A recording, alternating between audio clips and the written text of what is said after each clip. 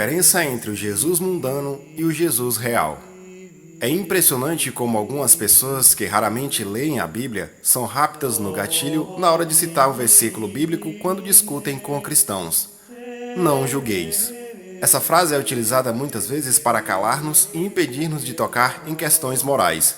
Você não deve dizer aos outros o que é certo ou errado. Afinal de contas, Jesus disse: não julgueis. O estado de uma alma aos olhos de Deus é algo reservado apenas a Deus e a essa alma. Só Deus enxerga o quadro inteiro. A Bíblia, porém, refere-se ao julgamento de diferentes maneiras. Antes de mais nada, nós nunca deveríamos julgar a alma de outra pessoa. É isso que Jesus critica ao dizer: não julgueis. Somente Deus sabe em que condições espirituais as pessoas se encontram e como elas se relacionam com Ele. Por outro lado, ao mesmo tempo que nos proíbe julgar os outros, Jesus não nos diz que é pecado usar a inteligência para discernir o certo do errado. De fato, a Bíblia nos exorta a formar bons e sábios juízos a respeito de muitas coisas na vida. São Paulo, por exemplo, diz que o homem espiritual julga todas as coisas. O problema é que muitas pessoas têm medo de dizer que algo é moralmente errado porque não querem parecer intransigentes, sentenciosas. E nós precisamos ajudá-las a perceber que há uma grande diferença entre fazer um julgamento moral, por um lado, e julgar a alma de alguém, por outro. Ora, eu posso usar a minha inteligência para fazer um simples julgamento? Se percebo que está chovendo, formulo o seguinte juízo: tenho de levar o guarda-chuva. Se pelo contrário estiver nevando, julgo de outra maneira: preciso me agasalhar. Devo ser considerado um preconceituoso sem coração por fazê-lo? É claro que não. Deus me deu uma inteligência e quer que eu a utilize. O Jesus mundano diz: viva a sua vida e faça o que quiser. O Jesus real diz: renuncie-se a si mesmo, tome sua cruz e siga-me. Essa postura nos revela mais uma tragédia do relativismo moral.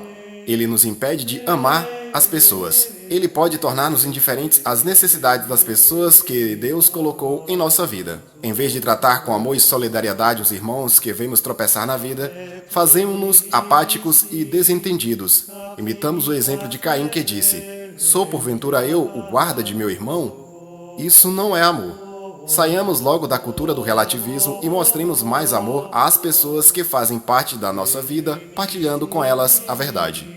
O Jesus do Evangelho, o Jesus real, não é o que os filmes blasfemos da Netflix te apresentam. Compassivo, mundano e cúmplice de cada um de seus pecados. Jesus te ama na pessoa humana criada por Ele e para Ele, mas abomina tudo o que dele não provém e é praticado, ou seja, seus pecados. Talvez você já tenha caído no relativismo moral e continua vivendo assim, mas não existe vida eterna com Deus se continuar vivendo relativismo espiritual, onde você se diz católico, crente em Deus, mas não aceita a sua doutrina, seus mandamentos e a sua lei. Existe um Jesus e ele não é o que o mundo te apresenta. Ao mesmo tempo, isto é imprescindível. Se eu me importo verdadeiramente com ela, não deveria dizer-lhe algo sobre o modo como tem vivido? Se ela fosse, por exemplo, uma amiga próxima ou até mesmo uma parente, não deveria falar-lhe dessas coisas? Eu não estaria julgando a sua alma. Isso é algo entre ela e Deus. Mas amar é querer o bem do outro, buscar o que é o melhor para a outra pessoa.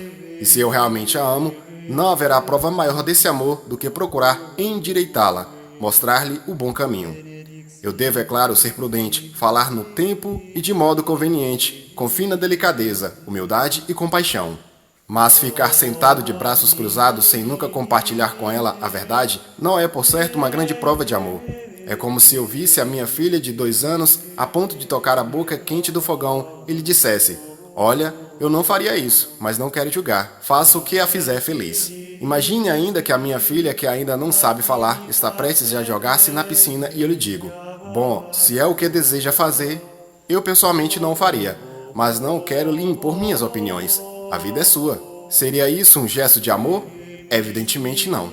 De modo parecido, posso usar a minha razão para fazer o julgamento sobre as ações de outras pessoas? Se eu a vir minha filhinha correndo em direção à rua, posso julgar assim: isso não será bom para ela, porque talvez seja atropelada. Se eu fizer, não estarei dizendo que a minha filha é uma pessoa horrível, condenada ao fogo no inferno. Estarei apenas observando que ela está prestes a fazer algo que lhe pode ser prejudicial. Mas sigamos em frente. Posso usar a minha inteligência para avaliar as ações morais de outras pessoas? Suponhamos que haja uma jovem universitária que tem se deitado com um rapaz depois do outro. Posso empregar a minha razão em julgar. Isso não é bom para ela? Posso fazer o seguinte julgamento: ela não vai ser feliz se continuar vivendo assim, pois nunca encontrará o amor duradouro que tanto deseja. Ela foi feita para algo melhor do que isso. É claro que posso. Mas não nos esqueçamos: fazê-lo não é julgar a sua alma. Ela pode muito bem estar fazendo algo objetivamente errado, mas eu, em todo caso, não tenho acesso à situação pessoal dela perante Deus. Não conheço seu passado, a sua vida, as suas mágoas. O estado de uma alma aos olhos de Deus é algo reservado apenas a Deus e a essa alma. O Catecismo da Igreja Católica explica como diversos fatores podem entrar em jogo nas decisões livres do homem de tal maneira que a sua culpabilidade pode ser diminuída e limitada. Só Deus enxerga o quadro inteiro. Talvez essa moça venha de uma família mal estruturada e nunca tenha vivido um amor autêntico. Talvez tenha sido abusada. Talvez lhe tenha ensinado que isto, fazer sexo casual, significa ser uma mulher livre e autônoma.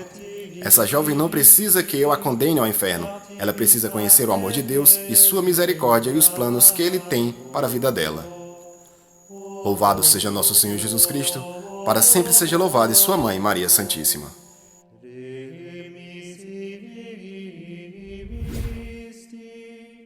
Iniqui vita